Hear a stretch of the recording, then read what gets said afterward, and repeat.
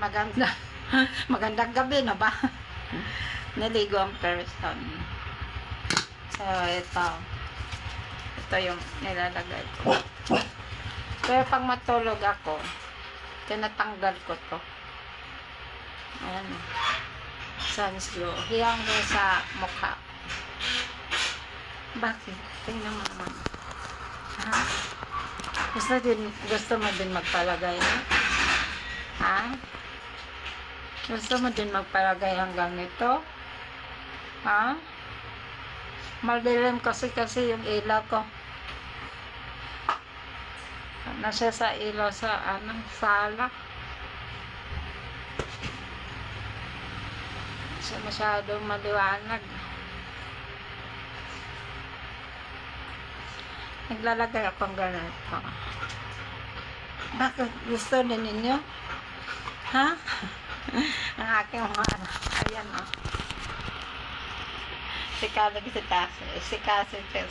o. Ay, naglalagay ako.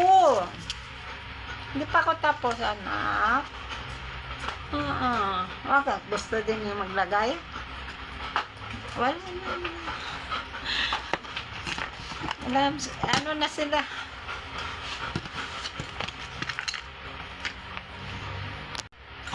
Tapos mag-lipstick. Ano ba yung bata?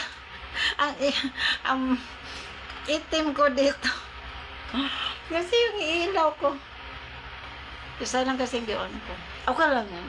Pilipina tayo.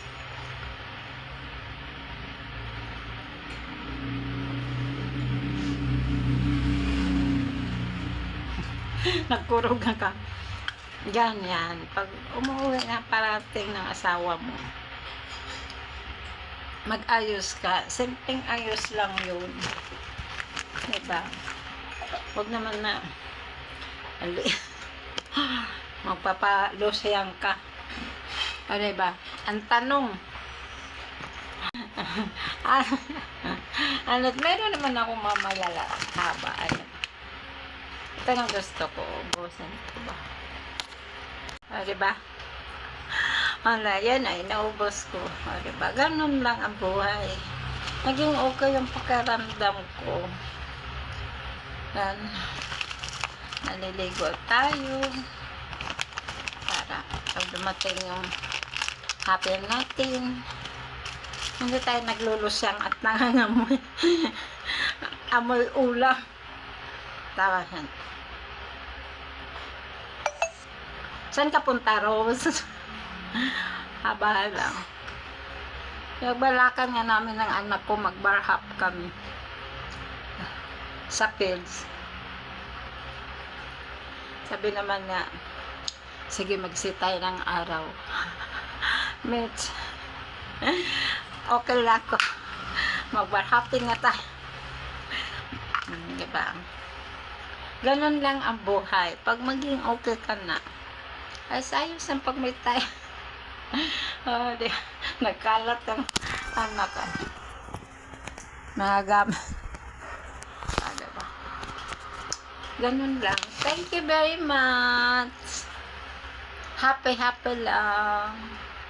Naging okay din yung person. God is good. Ay, naku, bakit kaya buhay ng tao, no? Mga katunay. Minsan, okay. Minsan, hindi. Ay, minsan. Thank you. Never say goodbye tomorrow. Another day, mabuhay.